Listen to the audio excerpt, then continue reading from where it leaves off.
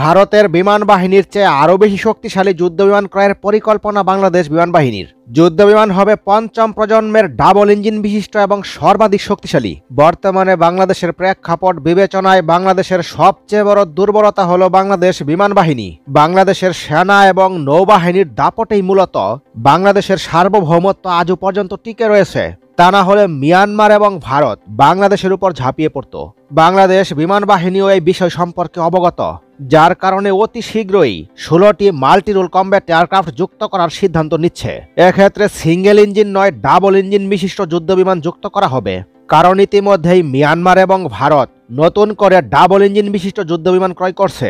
আর এটিকে ব্যালেন্স করতে হলে বাংলাদেশের ডাবল ইঞ্জিন বিশিষ্ট মাল্টিরোল কমব্যাট এয়ারক্রাফট ক্রয় ছাড়া কোনো বিকল্প নেই। এক্ষেত্রে বলে রাখা ভালো, ভারত কিন্তু ইতিমধ্যেই সুপার পাওয়ার হওয়ার স্বপ্ন দেখেছিল, কিন্তু সেই স্বপ্নে গুড়েবালি ঢেলে দিল ডোনাল্ড ট্রাম্প। সম্প্রতি ডোনাল্ড ট্রাম্পের এক বক্তব্যে এটা নিশ্চিত হয়েছে যে ভারতকে সুপার পাওয়ার হতে দিচ্ছে না ডোনাল্ড ট্রাম্প।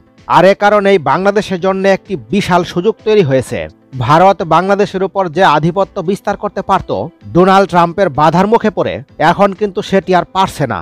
অর্থাৎ বাংলাদেশ বিমান বাহিনীর যে দুর্বলতা ছিল তার সুযোগ নিয়ে ভারত কিন্তু এখন তাদের যে ফায়দা সেটা কিন্তু লুফে নিতে পারছে না। কারণ যুক্তরাষ্ট্র কিন্তু সরাসরি ভারতের বিরুদ্ধে ভেটো দিয়েছে, বাংলাদেশের পক্ষে কথা বলেছে। তা না হলে ভারত কিন্তু বাংলাদেশকে হুমকি ধমকি দিত, তা থেকে কিন্তু অন্তত ভারত বিরত থাকছে। তবে এটাই কিন্তু বাংলাদেশের জন্য শেষ সুযোগ। এই সুযোগেই কিন্তু বাংলাদেশকে মাল্টিরোল কমব্যাট এয়ারক্রাফট যুক্ত করে ফেলতে হবে। দেখুন, বাংলাদেশ বিমান বাহিনীর যে সক্ষমতা তার মধ্যে সবচেয়ে বড় দুর্বলতা হলো বাংলাদেশের যুদ্ধবিমানের সংকট। আর এটি স্বীকার করেই কিন্তু বাংলাদেশ বিমান বাহিনীকে শক্তিশালী করার ঘোষণা দিয়েছে। ফোর্সেস গোল 2030 বাস্তবায়নের জন্য বাংলাদেশ বড় সংখ্যক যুদ্ধবিমান অর্ডার করবে। তার মধ্যে 16টি ডাবল ইঞ্জিন বিশিষ্ট মাল্টিরোল কমব্যাট এয়ারক্রাফট এবং আরও বেশ কয়েকটি সিঙ্গেল ইঞ্জিন বিশিষ্ট যুদ্ধবিমান ক্রয় করার ঘোষণা দিচ্ছে। বাংলাদেশ বিমান বাহিনী মিয়ানমার এবং ভারতের সঙ্গে লড়াই করার ন্যূনতম যোগ্যতাও নেই। এ কথা মাথায় রেখেই এ থেকে উত্তরণের জন্য এই সিদ্ধান্ত নেওয়া হয়েছে। ঠিক কত সংখ্যক যুদ্ধবিমান যুক্ত হলে বাংলাদেশ ন্যূনতম পক্ষে মিয়ানমার এবং ভারতের সঙ্গে যুদ্ধ করতে সক্ষম হবে, ঠিক কত সংখ্যক যুদ্ধবিমান হলে ভারত এবং মিয়ানমারের যুদ্ধবিমানকে টেক্কা দিতে পারবে, এর সঠিক সংখ্যা কিন্তু বলা মুশকিল। কারণ 2030 সাল আসতে আসতে মিয়ানমার এবং ভারত তাদের সামর্থ্যে ব্যাপক পরিবর্তন করছে। তারাও নতুন নতুন যুদ্ধবিমান যুক্ত করবে।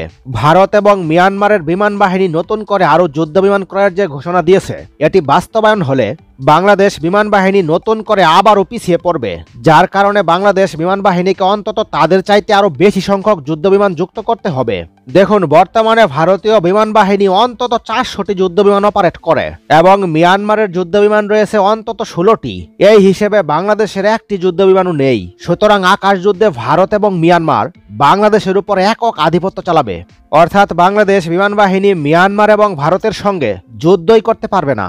বর্তমান সময়ে ভারতের সঙ্গে বাংলাদেশের যে বৈরী সম্পর্ক তৈরি হয়েছে, তাতে করে যুদ্ধবিমান শূন্য একটি বিমান বাহিনী ভারতের সামনে কল্পনাই করা যায় না। এখন প্রশ্ন হলো, ভারতের যে 400টির মতো যুদ্ধবিমান রয়েছে, বাংলাদেশকেও কি 400র মতো যুদ্ধবিমান ক্রয় করতে হবে? এর উত্তর হলো না। বাংলাদেশকে অন্তত 40-50টি যুদ্ধবিমান ক্রয় করলেই চলবে। কারণ ভারতের যে 400টির মতো যুদ্ধবিমান রয়েছে, সেগুলোর মধ্য থেকে 15-20% যুদ্ধবিমানই কেবল বাংলাদেশের বিপক্ষে তারা ব্যবহার করতে পারবে। আর বাকি 80% যুদ্ধবিমান চীন এবং পাকিস্তান সীমান্তে তাদেরকে মোতায়েন করে রাখতে হয়। সুতরাং ভারতের বিরাট সংখ্যক যুদ্ধবিমান তারা কখনোই বাংলাদেশের বিপক্ষে সরাসরি ব্যবহার করতে পারবে না। তার মধ্যে ছোট্ট সংখ্যক যুদ্ধবিমানই কেবল বাংলাদেশের বিপক্ষে ব্যবহার করতে পারবে। অপরদিকে বাংলাদেশের শতভাগ যুদ্ধবিমানই ভারতের বিপক্ষে ব্যবহার করা সম্ভব। এক্ষেত্রে কিন্তু বড় একটি অ্যাডভান্টেজ পাবে বাংলাদেশ, যেটি ভারত কখনোই পাবে না। ভারতের পঞ্চম প্রজন্মের যুদ্ধবিমান রয়েছে, তাই বাংলাদেশকেও পঞ্চম প্রজন্মের যুদ্ধবিমান ক্রয় করতে হবে। ভারত যে নির্দিষ্ট সংখ্যক যুদ্ধবিমান বাংলাদেশের বিপক্ষে মোতায়েন করবে, তার উত্তরে বাংলাদেশকেও সেই নির্দিষ্ট সংখ্যক যুদ্ধবিমান ক্রয় করতে হবে। অর্থাৎ ভারতের পঞ্চম প্রজন্মের যুদ্ধবিমানের বিপরীতে বাংলাদেশকে তার কম চতুর্থ প্রজন্মের যুদ্ধবিমান ক্রয় করলে হবে না। তাহলে ভারতের যুদ্ধবিমান বাংলাদেশের যুদ্ধবিমানকে পরাজিত করবে। এক্ষেত্রে সমকক্ষ যুদ্ধবিমানের কোনো বিকল্প নেই। এক্ষেত্রে বাংলাদেশের জন্য সবচেয়ে বড় অ্যাডভান্টেজ হবে চীন থেকে পঞ্চম প্রজন্মের যুদ্ধবিমান ক্রয় করা। কারণ ভারতের প্রধান শত্রু হলো চীন। এই ক্ষেত্রে চীন থেকে যদি বাংলাদেশ যুদ্ধবিমান ক্রয় করে, তাহলে যুদ্ধকালীন সময়ে চীন শতভাগ সহায়তা করবে। ইতিমধ্যে ভারত কিন্তু 2 স্কোয়াড্রন রাফাল যুদ্ধবিমান ক্রয় করেছে, যার এক স্কোয়াড্রন মোতায়েন করেছে সরাসরি পাকিস্তানকে লক্ষ্য করে এবং অপর এক স্কোয়াড্রন মোতায়েন করেছে চীন এবং বাংলাদেশকে লক্ষ্য করে। এই এক স্কোয়াড্রন মোতায়েন করেছে পশ্চিমবঙ্গের হাসিমারা বিমান ঘাঁটিতে। এক্ষেত্রে তাদের প্রধান লক্ষ্য হলো 7 সিস্টারের নিরাপত্তায় তারা এই এক স্কোয়াড্রন যুদ্ধবিমান মোতায়েন করেছে। বাংলাদেশকে শুধু এই যুদ্ধবিমানের প্রতিপক্ষ হিসেবে দাঁড় করাতে পারলেই যথেষ্ট, অর্থাৎ পশ্চিমবঙ্গের হাসিমারা বিমান ঘাঁটির প্রতিদ্বন্দ্বী হিসেবে বাংলাদেশকে আরও শক্তিশালী একটি বিমান ঘাঁটি তৈরি করা এবং সে বিমান ঘাঁটিতে 5ম প্রজন্মের যুদ্ধবিমান মোতায়েন করে রাখা। আর এর হুমকিতেই ভারতের 12টা বেজে যাবে। এটাই হবে বাংলাদেশের জন্য যথেষ্ট কার্যকরী পদক্ষেপ, কারণ বাংলাদেশের সঙ্গে ভারতের যুদ্ধ সংঘটিত হলে ভারত কোনো মতেই পাকিস্তান সীমান্ত এবং চীন সীমান্ত থেকে তাদের যুদ্ধবিমান প্রত্যাহার করে বাংলাদেশের উপর আক্রমণ করতে নিয়ে আসবে না, কারণ সে সময় সেই সীমান্তগুলোতেই ভারতের যুদ্ধবিমানের সংকট দেখা দিবে, কারণ পাকিস্তান এবং চীন সমানে তাদেরকে আক্রমণ করবে, কারণ ওই সকল সীমান্ত নিয়েই ভারতের টানাটানি শুরু হবে। সুতরাং বাংলাদেশকে ভারতের 20% সামরিক সক্ষমতা অর্জন করলেই ভারতকে উল্টো চাপে রাখা সম্ভব। আর এজন্য অন্তত বাংলাদেশকে 40-50টি যুদ্ধবিমান ক্রয় করলেই ভারতের উপর পাল্টা চ্যালেঞ্জ জানানো সম্ভব। তাহলেই ভারত কোনোভাবেই বাংলাদেশের আকাশ সীমায় আগ্রাসন চালাতে পারবে না। তা না হলে বাংলাদেশ কঠিন সমস্যার সম্মুখীন হবে। বাংলাদেশ বিমান বাহিনীর এক স্কোয়াড্রন স্টেলথ প্রযুক্তির 5ম প্রজন্মের যুদ্ধবিমান ক্রয় করতে ব্যয় হবে সর্বোচ্চ $2 বিলিয়ন। বাংলাদেশের বর্তমানে যে আর্থিক সক্ষমতা সে হিসাবে এটা কিছুই নয়।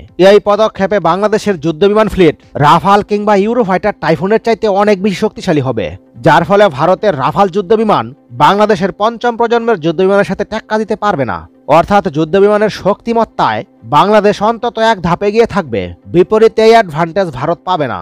সুতরাং বাংলাদেশের কম সংখ্যক যুদ্ধবিমান দিয়েই ভারতের রাফালের মতো যুদ্ধবিমানকে মোকাবিলা করা সম্ভব। এসব কথা মাথায় রেখেই বাংলাদেশ বিমান বাহিনী কৌশলী পদক্ষেপ নিচ্ছে, অর্থাৎ কম সংখ্যক হলেও তারা আধুনিক এবং 5ম প্রজন্মের যুদ্ধবিমান ক্রয় করে ভারতের চাইতে এগিয়ে থাকতে চায়। যুদ্ধবিমান মোতায়েনের জন্য বাংলাদেশ ইতিমধ্যেই বিমান ঘাঁটিও নির্মাণ করছে। ফোর্সেস গোল 2030 বাস্তবায়নের জন্য বাংলাদেশ বিমান বাহিনীকে সর্বাধিক গুরুত্ব দেওয়া হচ্ছে। বাংলাদেশ বিমান বাহিনী যে একটি নরবর বিমান বাহিনী তা উপলব্ধি করতে পেরেই মূলত এই সিদ্ধান্ত নেওয়া হচ্ছে। ইতোমধ্যে চীন এবং পাকিস্তানের সঙ্গে বাংলাদেশ সামরিক মহড়াতেও অংশ নিচ্ছে, অর্থাৎ সামরিক জোট গঠন করছে। এর ফলস্বরূপ বাংলাদেশে নতুন যুদ্ধবিমান আসবে। এই মুহূর্তে চীনের জ্যাট-NC যুদ্ধবিমান ক্রয়ের সম্ভাবনা বাংলাদেশের সবচেয়ে বেশি, তবে পাকিস্তানের JAF-17 ব্লক 3 নতুন ভার্সন ক্রয় করারও ক্ষীণ সম্ভাবনা রয়েছে। তবে এটি ক্রয় করা বাংলাদেশ বিমান বাহিনীর জন্য এই মুহূর্তে ভালো হবে না। সবচেয়ে ভালো সিদ্ধান্ত হবে চীন থেকে যুদ্ধবিমান ক্রয় করা এবং জ্যাট-NC ক্রয় করা। তবে বাংলাদেশ বিমান বাহিনী চাচ্ছে আরও আধুনিক মানের যুদ্ধবিমান ক্রয় করতে, এই জন্য তারা একটু সময় নিচ্ছে। এই মুহূর্তে বাংলাদেশ বিমান বাহিনী কোন যুদ্ধবিমান ক্রয় করলে আপনার দৃষ্টিকোণ থেকে সবচেয়ে সঠিক সিদ্ধান্ত বলে আপনি মনে করছেন, কমেন্টের মাধ্যমে জানিয়ে দিন আপনাদের মূল্যবান মতামত। পরবর্তী নতুন ভিডিও সবার আগে পেতে একটি লাইক দিয়ে চ্যানেলটি সাবস্ক্রাইব করে রাখুন।